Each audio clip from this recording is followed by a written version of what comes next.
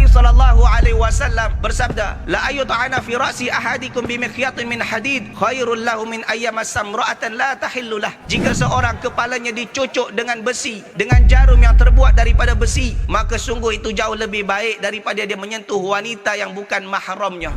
Hadirilah Safari Dakwah Kota Jakarta bersama Ustaz Dr. Muammar Ma'ruf LCMA Hafizahullahu Ta'ala. Di antara yang bukan mahram yang dipandang remeh oleh kaum muslimin adalah ipar. Ipar adalah orang asing yang datang ke rumah kita, dalam keluarga kita. Dia orang asing dan mereka adalah bukanlah mahram kita. Maka jangan sampai kita bersalaman-salaman dengan ipar. Begitu juga tak semua kerabat-kerabat itu adalah mahram kita. Di antaranya adalah sepupu-sepupu, sama ada sepupu kita ataupun sepupu daripada emak bapak kita. Mereka bukanlah mahram kita, maka jangan bersalaman, bersentuhan dengan mereka. Dan ini adalah perintah daripada Allah Subhanahu wa taala. Jika kita nak luangkan sedikit masa, cubalah baca firman Allah dalam surah An-Nisa bermula ayat 22, 23 dan 24. Kita akan kenal siapa mahram-mahram kita dan siapa yang bukan mahram kita. Luangkan sedikit masa, lihat ayat tersebut, baru kita akan kenal siapa yang mahram dan yang bukan mahram kita.